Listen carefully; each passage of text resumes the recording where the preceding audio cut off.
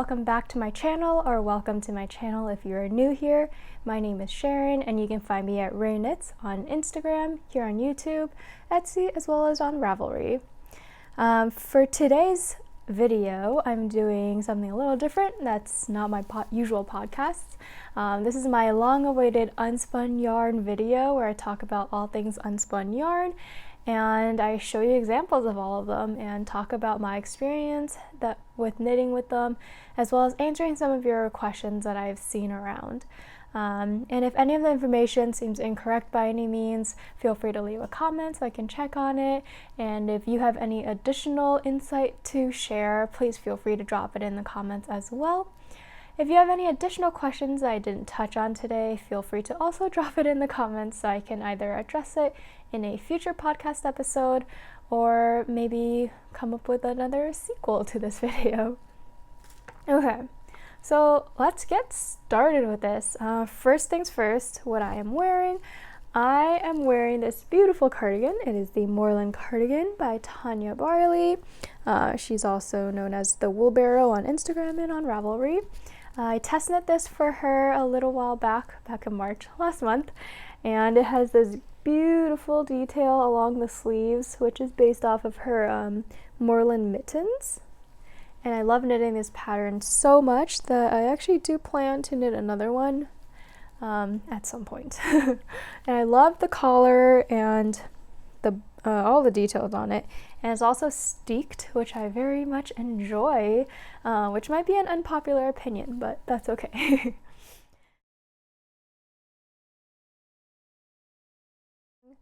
What exactly is unspun yarn? So unspun yarn is essentially like pre-yarn. It comes before the yarn gets spun up and then plied together.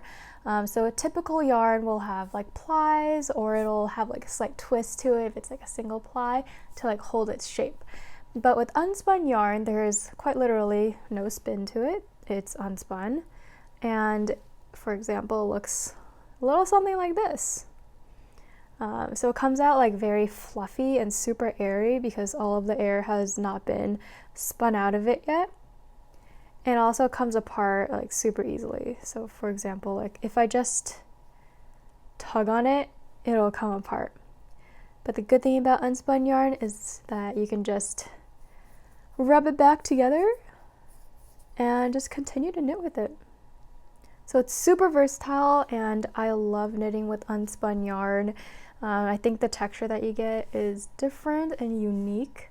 And it's just super cozy. So it's also very warm, but also very airy and lightweight. So what are the different brands that I have tried, and where do you buy them? So I've tried 4 brands so far, 4 different types of unspun yarn, starting with the most popular one that I use, and that is Nutiden yarn. And they are a company run out of Sweden. Here's a plate I have right here. This is Fristina, and it's run by a couple, Caroline and Knut. And they create different colorways for every release or every collection. It's usually based on the month of the year. And all of these colorways are unique, and they don't bring it back again. So it's pretty important that if you decide that you want to knit a larger garment with the yarn, that you get enough for the whole garment. And you can buy their yarn on their website at Höner och Eir. And they also have a Patreon page where Caroline talks about all the different colorways and goes through like the process of purchasing, as well as shares the patterns that she's been making with them and the entire process of actually producing the yarn, which I find is extremely interesting, and I love watching her podcast episodes. They're just so calming, and I love seeing like the behind the scenes. And Nutiden yarn typically has releases like every month or two, depending on their schedule, of course. And yeah, I'm always like very eager to purchase their yarns because I just love all the colors that they produce, and it kind of like lets me go out of my comfort zone in terms of like color selection, even though I'm like holding up a gray plate right here and I'm wearing beige. But they do have a lot of other colors. The second most popular yarn that I've seen go around, or unspun yarn, is Plotulopi. So Plotulopi is, I guess I would consider it more of like a commercial yarn. They're produced by Ozetta, which is also based in one of the Icelandic countries. So Plotulopi typically comes wrapped in this plastic. I literally just opened this with a little label. So you just open up the packaging and you have the little yarn. Yeah. So Plotulopi is all Icelandic wool. Ozetta uses all Icelandic wool. And Icelandic wool is not the softest thing in the world.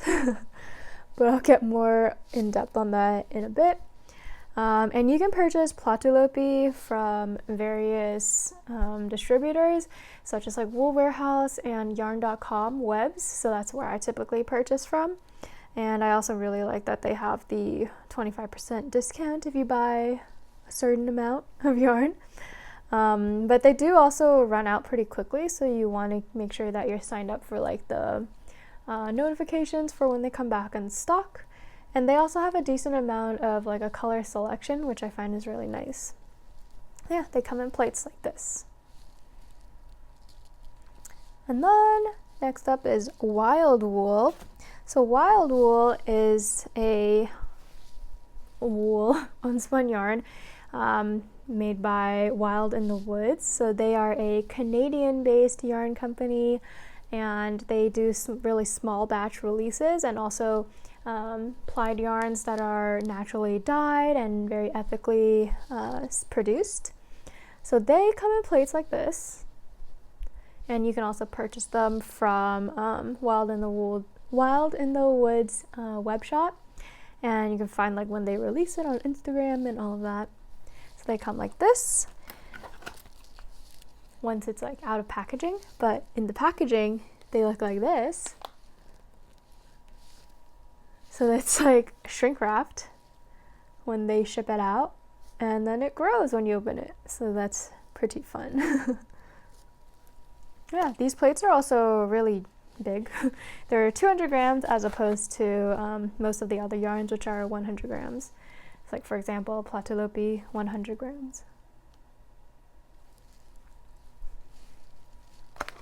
Okay. And then lastly, the most recent acquisition I have with unspun yarn is Manchelopis, which is by the company Wool Dreamers, who is based out of Spain, and they create unspun yarns and yarns in general based out of sheep that is typically not used for producing wool, but they have really soft wool. So they take advantage of that and create yarns with it. And they come in these plates like this.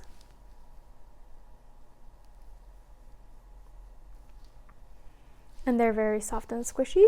And I purchased them from Montreal, who is based out of Canada. Wool Dreamers is like pretty new to the North American market, so they've just recently become more popular around here, and distributors are starting to get them in.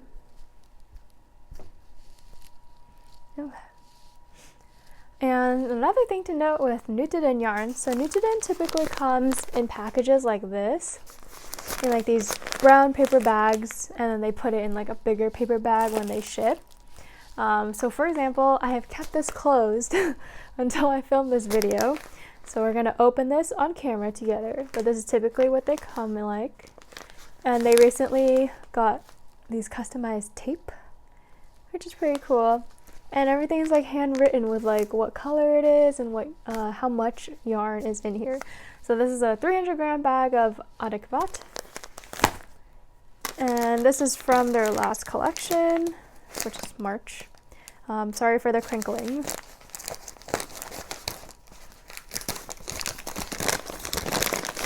So when you open it, you'll see that like the yarn is inside, of course. And then you can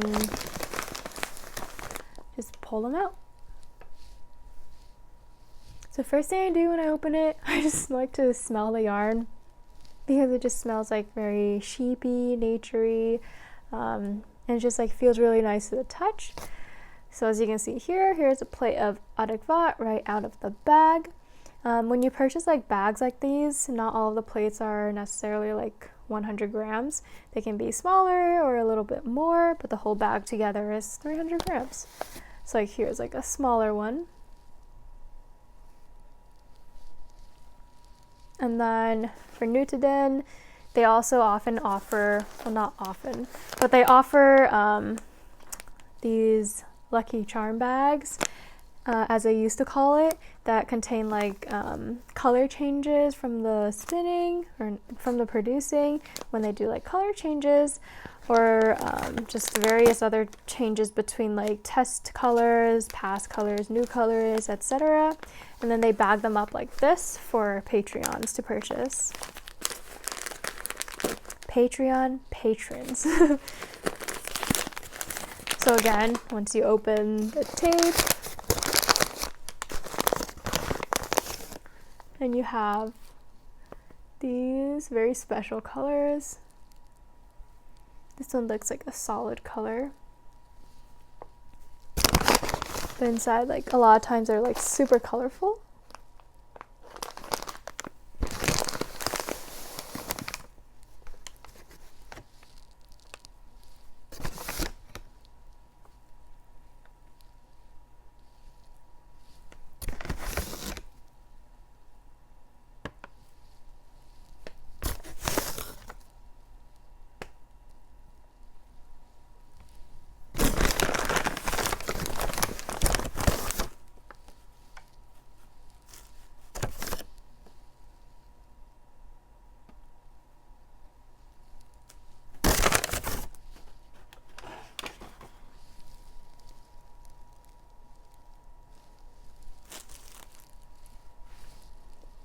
So yeah, I really enjoy opening up my packages of Nutiden. It's like very relaxing, and it just feels so good to hold and to squish. The way I purchase my Nutiden yarn is typically based on like which colors I like the most, what I plan to make with it, or yeah, if I have future plans, or if I can imagine like this being a garment, then I'll purchase the necessary amount to make whatever garment or accessory. So typically for like cardigans and sweaters, I'll get at least 400 grams. So this cardigan, for example, took me just about 400 grams to make, so this definitely would cut it close. But I usually get a little bit more than I need, just in case. And then sweaters typically take 400 grams. If I want to make like larger ones for like men's sizes, I'll need 500 to 600, and then shawls typically like 200 to 300 depending on the pattern.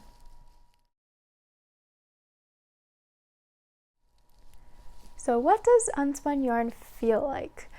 So this is like one of the hardest questions to answer because they're all different. They have different breeds of sheep in it, different microns, different staple lengths, and not to mention like everyone's sensitivity is different on their skin. So it's very difficult to gauge. But I'd say, so let's see, starting with Nutiden yarn, all of their blends are slightly different. They have like different variations of their blends. I have found that lately their yarns have been getting like softer and softer. It could be just because like they're getting airier and airier, but also like I think the blends are also just really soft now. This here is Morker, which is from their December Patreon special color. It's super pretty, and there's so much color depth in it. I'll show you what I'm making in a bit with Morker. That's why it's balled up. And I say Morker is it's pretty soft. Like it's very airy, very lightweight.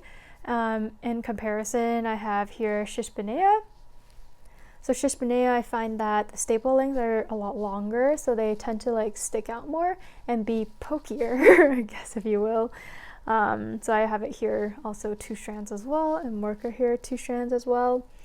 And you just like kind of feel that this one is softer, especially when you put it to your face. You can already feel like the little fibers like sticking out and poking your face. But yeah, I typically, under all of my unspun yarns and most sweaters, I'll wear like a thin layer underneath just to like not be poked and not feel itchy after a while. But that's just me. And then like I think this one is Tunet, which is one of their colorways from February collection. And this one was special because they used a different blend of sheep breeds and fibers. So this one has like, I think like some type of merino cross in it, so it's extra soft. But I typically find Nutiden yarns to be very soft in general. And then we have Plotulopi, which is probably on the opposite spectrum at being very pokey, very rustic. It's definitely not like next to skin soft for me, at least. I could not wear this next to my skin without something underneath. I would get very itchy with it. So it's very rustic and it holds together like very well. So this is like great for color work, which I can show you an example of in a bit. But overall, like I would not consider this a soft yarn. I think over time though, as you like wear it and wash it, it'll definitely become softer as like it starts to blend together and then kind of mold better to your body, and as like more oils get on it. Yeah. And then Wild in the Woods. So here, Wild in the Woods. So this is, I guess, in between my Nutiden yarns and Plotulopi. It's definitely not like the softest, but it's also like not that prickly. Again, I'd have to wear an undershirt under it just to like decrease the prickle factor, but the staple lengths are like very short. So Wild in the Woods, wild wool and Manchelopis, I find are actually very similar in like the build of the actual strands. They're both like what I would consider spongy. So both of these, like the fiber lengths are actually pretty short. You don't really see many fibers like poking out and sticking out. So that's probably where you would get where you would lose some of the prickle factor, which is nice. And I find that like the strands of wild wool are slightly thicker, but I'd consider them more like denser than like Nutiden yarn. So this one's like, it's denser, it's spongier, it's more similar to Manchelopis. But I also don't consider it like that prickly. And then Manchelopis I find is also very soft. So I have like 3 colorways, and let me organize it. So I talked a little bit about it in my last episode, my last podcast episode. I find that the lightest shade here is not as soft as this chocolatey brown color. So these are all the natural colors, they're undyed. I find that the lighter one is not as soft as this natural brown, and then the medium gray one, or medium brown tanny one, is somewhere in the middle. But again, these are very spongy. There's like a lot of air in it, making it extremely lightweight, but they're also like pretty dense, but not that dense, if that makes sense. It's spongy, but it's very soft. But again, like I said already, I still would wear a shirt under all of these sweaters just to decrease on any potential prickle factor. And then I also knit up some swatches in all of the yarns.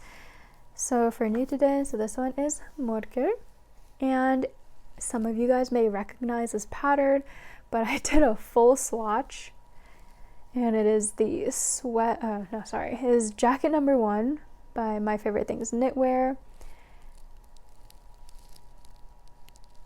And this one is knit on 5.5 millimeter needles. Yeah, it's knit on 5.5 millimeter needles for my swatch to hit gauge. And it's prickly. It's a little prickly, but still very soft. It's super airy and super lightweight, which will be really nice for the upcoming spring. Even though spring is not typically sweater weather, but I still wear it anyways. Yeah, it's very soft and squishy. I really like it. I'm so excited to finish this. And then I have here some of the wild wool. So I did a little swatch for this. On the bottom, I did 2 strands, so held double on 4.5 millimeter needles. I think this gauge is a little too dense for my liking, so I'd probably up it to 5 or 5.5 millimeter needles. And up here, I did a single strand of wild wool on 3.5 millimeter needles, which I actually really like. So maybe in the future, I will knit something DK weight in wild wool held single. Yeah, and then here I did some of the Manchelopis swatches, so of all 3 of the colors. And again, like I've said, they're really spongy and very squishy.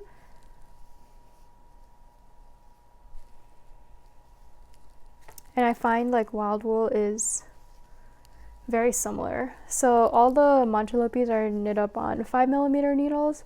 So I think that's what I would need to do with the wild wool.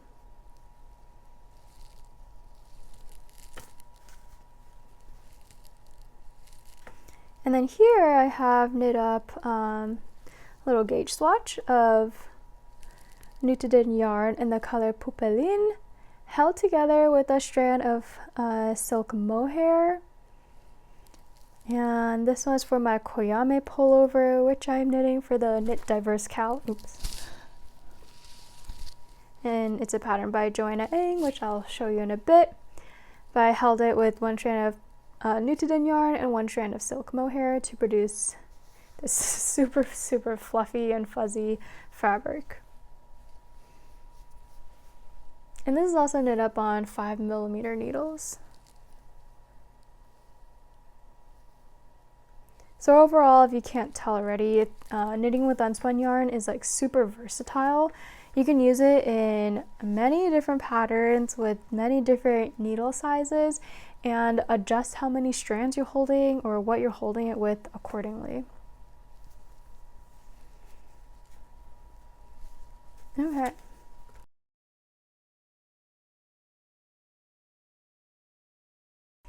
Now that we've gone through what all the yarns feel like, how many strands do I typically use to knit and how do I pair it? So I've pretty much gone over that already, but I like to hold Nutiden yarn double for the most part. I think that it creates a very great fabric once it's knit up, and it's also the most versatile. So you can pretty much knit all DK weight patterns with it held double. I've also knit like worsted weight and not fingering weight. But yeah, DK and light worsted, I'd say you would definitely hold it double. You can also hold it with a strand of mohair, like with my Koyame pullover. So this would also work with like sport to DK weight patterns. And then with Manchelopis and wild wool, I feel that, so for if I held it double, so like naturally how Manchelopis comes, which is in 2 strands. I need to find an end. And of course I can't find one now. Oh, here. But Manchelopis comes already in 2 strands, whereas the rest of them all come with 1 strand. So if you wanted to knit Manchelopis in 1 strand, you would have to manually separate all the strands. So I actually would prefer that. I prefer like the 1 stranded, so I have the option of like pairing together 1, 2, or even 3 strands.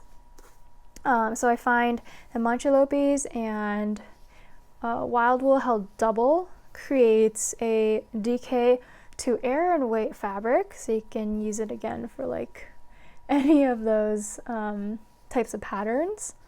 So it's super versatile. I would just like adjust accordingly with like needle size and like your tensioning, of course. And then if you wanted to hold it single, you can do all the way down to like a fingering weight or a sport weight pattern. And I do find that Nutiden work single is a little thinner than the wild wool. But yeah, if you're holding it single, you want to be more careful.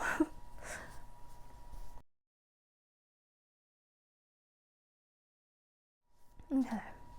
And then next up, how do we determine like yarn weights and especially yardage? So this is very difficult because with Nutiden yarn, for example, there is no set yardage since all the blends are different. How many yards per like 100 gram plate of yarn is also going to be different depending on the yarn or the fiber blend and the sheep breeds that get put into it. So typically what I have actually seen others do, something that I heard is they would take like measure out a certain length, or sorry, put on a scale like say 10 grams of the yarn, and then you can measure like how many yards that is, and then you would then multiply by the amount of grams that your whole garment is made of, so you will be able to like estimate yardage of that entire garment by doing so. I don't typically do that just because it's a lot of work that I don't want to do, so typically I would just use it as like in grams as opposed to in yards or meters. And then with a Plotulopi, it actually does come with like on their little info card the amount of grams and the amount of meters. So this is 100 grams for 300 meters, which would put it at like a sport weight, but you can definitely use it as like DK weight yarn. And then so yeah, this is 100 grams for 300 meters. And then wild wool also comes with a little info card. So for a wild wool, these comes in around 200 grams and around 400 yards. So like not just by like looking at those specifications, you can tell that this one's a little thicker than the others in terms of like each strand. But again, I would definitely go with the amount of grams over the amount of meters or yards that's in a plate. Manchelopis, I believe they also have like the amount of yards within each plate. These come in 100 gram plates, but I don't remember off the top of my head.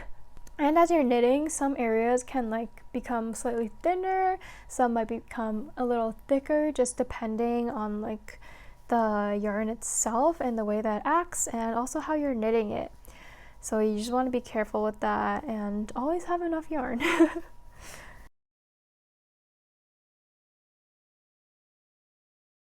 So how do I knit with unspun yarn?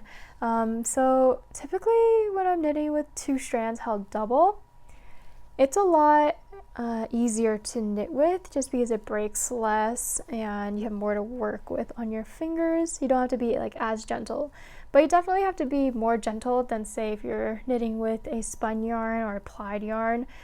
Just because like as I, you know, you can, if you pull on it slightly, it'll come apart. So for example, pull and then it comes apart.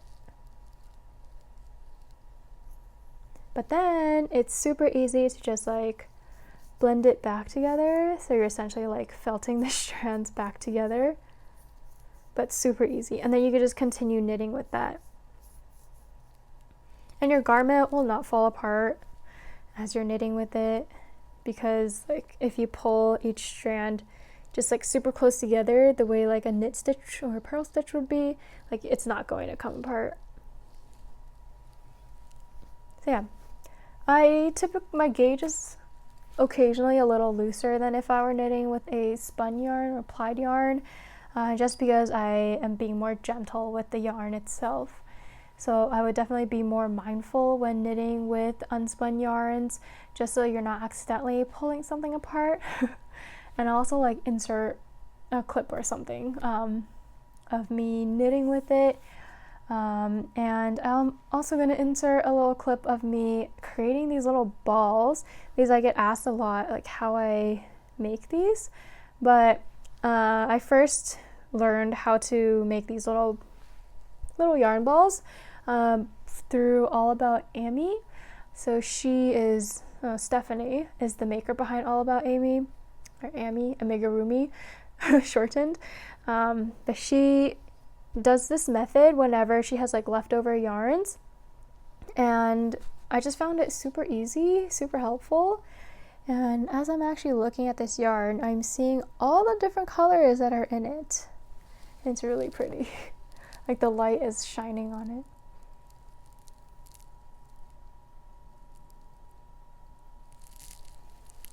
But essentially, like, you're using your hands as kind of like a yarn winder, but you're doing it manually. So you're a lot more present when doing that, and you just like get to feel the yarn on its own and play with it. Yeah.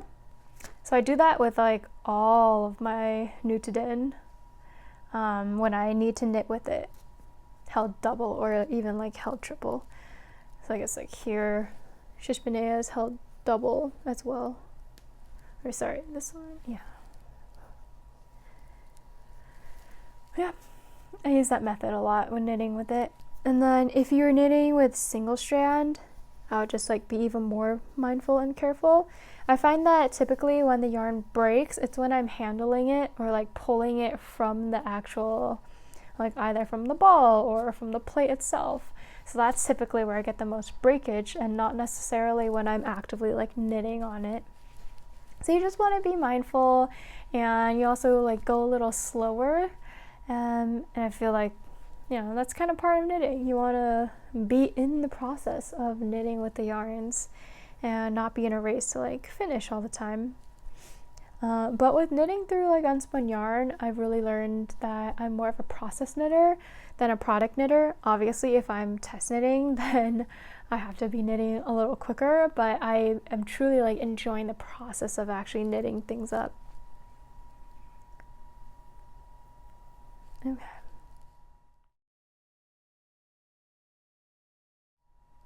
So something else that typically comes along with like how do you knit with unspun yarn is how do you do a tubular bind off with unspun yarn. So I'll also insert a clip of me doing tubular bind off for my Miles shirt jacket, which I'll show you in a bit as well.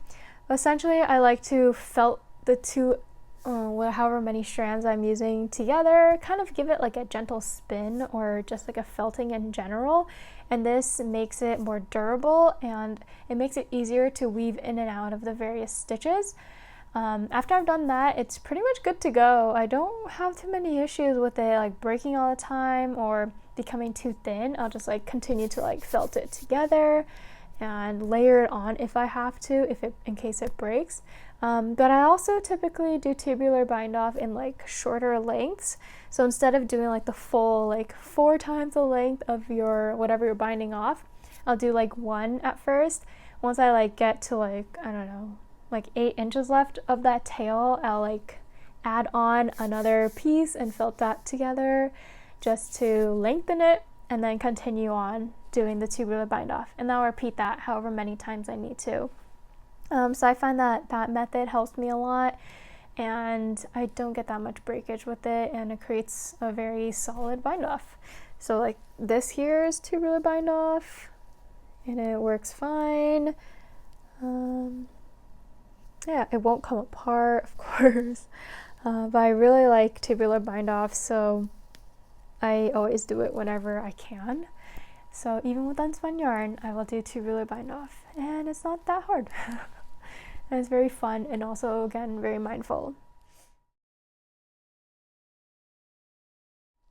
So how do I block and wash garments that are made with unspun yarn? So wool in general doesn't really absorb water that well, since it's like water repellent, you know? And the same goes for unspun yarns. So in order to do like a full block, you'll have to like soak it and actively be like pressing it down, and then do the whole like towel dry to like squeeze out the water. It's basically the exact same as how you would block out normal garments. There's not much to it. Sometimes I will also just like do like a steam block on it just to like smooth out some of the areas if I don't want to do like a full block, and that also works as well. I also find that like with unspun yarns, the more you wear it, the more it'll block itself out. You don't necessarily have to do like a full block before wearing the garment. I really enjoy just wearing the garment as soon as I'm finished with it before blocking, and it works out fine. It eventually blocks out to my body shape. The stitches start to even out, and yeah, everything is good to go. So yeah, not too much with blocking. And the washing, again, similar to like how you would do any other garment that you knit up. So how do you go about wearing these unspun yarn garments? Just like any other sweater, really. There's not too much to it either. It's super easy to wear, super warm, super toasty. I, again, like to wear a layer underneath just so I don't get too itchy over the day. And yeah, I just wear it like any other sweater, and I try to like take a little bit more care with it, like being more mindful of like if there's Velcro somewhere, I don't want to accidentally touch it because then it'll like pull out the little fuzzies. Yeah, just things like that, but nothing else too spectacular or dramatic that I have to do or anything too different. It's just a garment. You spend so long making it, you want to be able to wear it whenever and however you want to wear it. So yeah, just wear the clothes.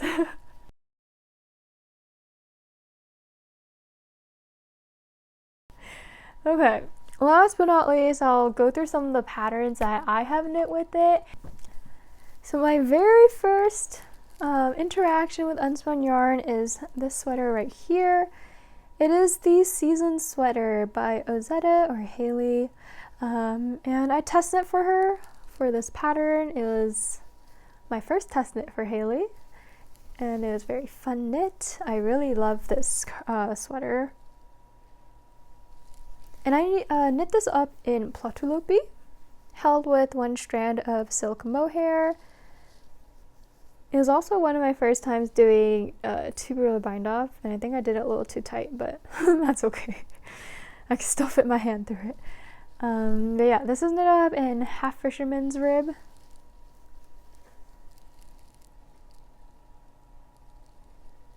It's very light and also very warm, super toasty and good for winter and any of the cooler months.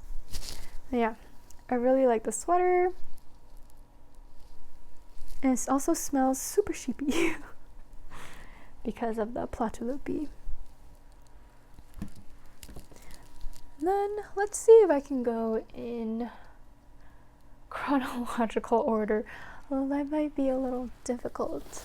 So this here is my next one. This is the Ember Fox pullover by Liv of Woodlandknits. And it's a colorwork yoke. Colorwork yoke up here. Circular, and then it just knits down into a normal sweater. So this is also knit up in Nutiden yarn in the color Raw, which is this like greenish, earthy green tone with some other various colors in it.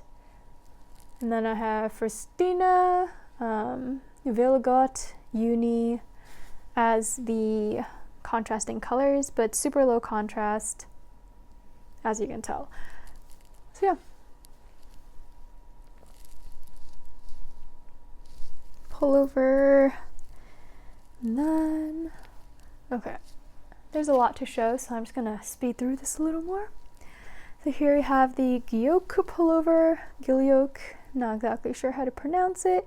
This is a test knit for, oh yeah, the Ember Fox is also a test knit. But anyways, this Guilloche pullover is a test knit and it was for Ailbíona. And you can also find all the pictures on my Instagram as well. So this is knit up in Rågad, which is a gray base with little hints of like pinks.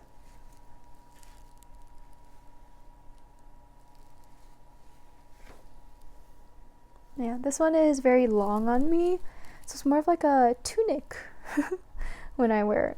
Yeah, it's a super nice knit. And here is my October sweater, or sorry, this is my 1031 sweater by Hailey of Ozetta again. It's also a test knit. It has these like big sleeves. It's very oversized.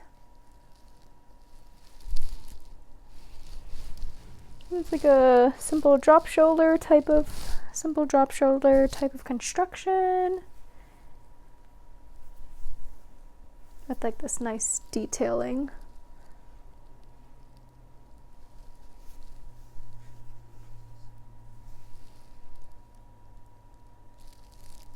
And this is in the color Barrow, which is from the May collection of 2021. Yeah. I wore this a lot last fall. It's like a very pretty fall color, which I love. And then I have here, this is the Omela sweater by Teti of Teti's Knit Garden, which is also a test knit. I knit this in Festina and Pupelin for the contrast color and color work. So this is like super poofy, very soft and squishy. Also extremely warm. I find that Festina is not as soft as Pupelin, so this one definitely has like prickle factor to it. Yeah. And then I have here my Purpurea sweater, which is another test knit for Teti of Teti's Knit Garden. And this is all over cabled sweater. Super fun to knit up. I really enjoyed this. And it's knit in the colorway of Parallel, also by Nutiden yarns, or it's a Nutiden yarn. So Parallel is like a very dense fabric as well. It's extremely warm and not very see-through. It's not as airy. So it's like a denser yarn. One of the more dense ones. Yeah, I really like the sweater. It keeps me really warm. I can actually just like wear this as like a outer layer and not have to wear a jacket outside, which is very nice. Yeah, I think I'll also probably knit up another one of these at some point because I enjoyed it so much.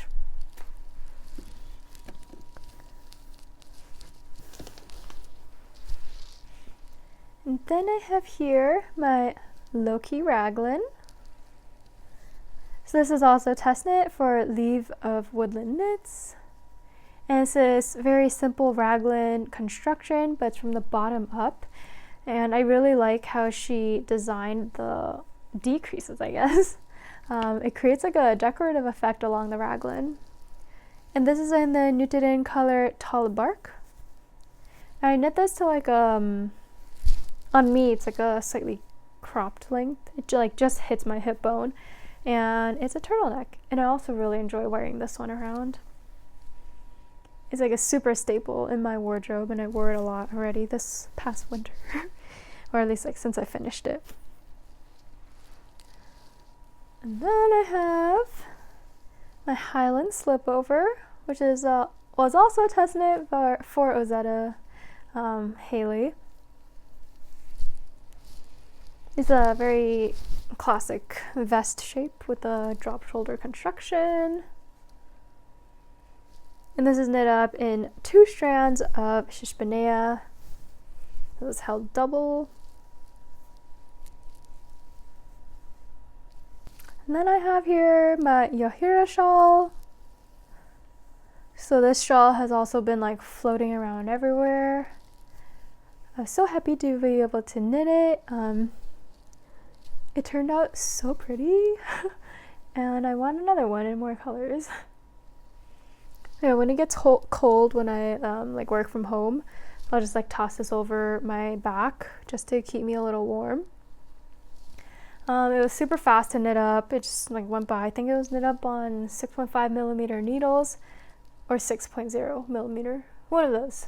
So it's super fast. And this is knit up in the color Lagnus. Well, it's the L&J colorway. Don't really remember how it went again. But it's this like very springy green color. And this is not a test knit. This is a pattern by Eri Shimizu. Yeah, super pretty.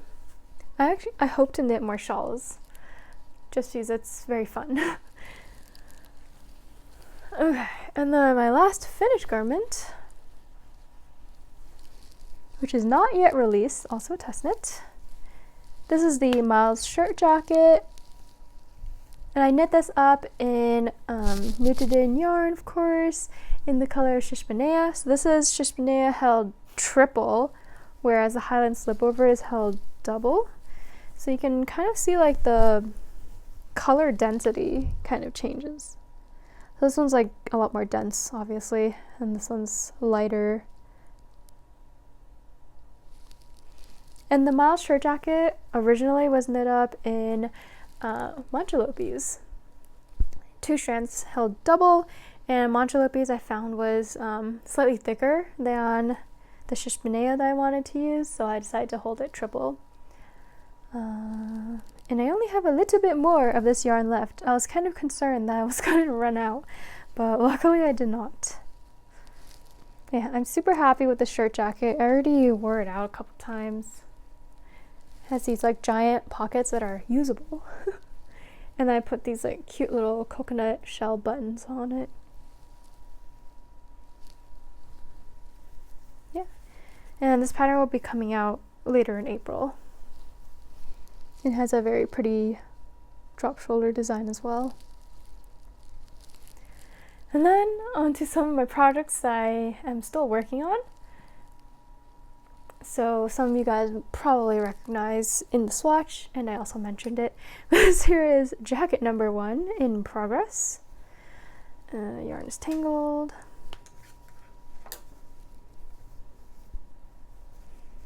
Okay, it's not looking like much because the cable is too short for showing. Yeah, I just joined everything together, like the front panels and the back panels have been joined. So I'm just knitting back and forth. And again, every time I like look at this yarn, I just like see different colors that I haven't seen before. It's super pretty. So this is knit up Nutiden yarn held double, the color Morker, on 5.5 millimeter needles. So I like just have a bunch of these little balls that I wound up to knit it on. And then I have here, so this one is my Koyame pullover. This colorway was completely inspired by Eva of the Blue Rabbit House's Koyame pullover. So she did the exact same thing. I copied it from her, but I told her that already. When Knitting for Olive had their sale donations to the Ukraine efforts, I purchased some of the matching mohair right here. So I just finished a ball of the mohair, so I have to reconnect it. This is in Dusty Aqua, and it's almost an exact match to Pupelin of the Nutiden yarns. I started this on Tuesday. No, I started this on Monday, and I've already gotten to splitting the sleeves and working on the body. So it's working up super quickly, and it's knit up on 5.5 millimeter needle. No, sorry, 5.0 millimeter needles. Yeah, and I'm also knitting this for the Knit Diverse cowl, which is a knit along held by Amy Scher of Amy Scher Makes. It's to celebrate Asian and Asian American makers, either like yarn makers or pattern designers. Yeah, super excited to finish this one. And it's going to be such a pretty spring garment. Okay, then lastly I have this work in progress. This is also a test knit. It was for the petite knitter, Wei Tian, and I didn't finish this sweater just because this is when I had injured my finger when climbing back a while ago. I don't remember when, but I never got around to finishing this up, especially since it started getting a little bit warmer lately. But I will finish this because I love the design and it is so pretty. But this is knit in Plotulopi, held single in this color work. So like the Icelandic yarns are like super nice for knitting and color work because it just like blends so well.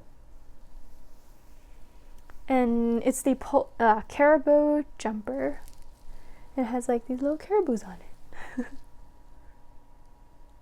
It's an all over colorwork sweater, so it'll be super warm when it's done.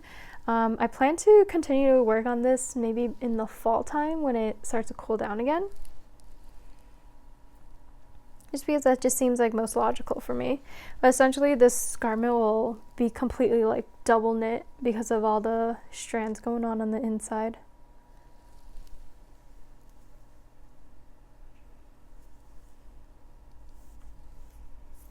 Yeah, that is it.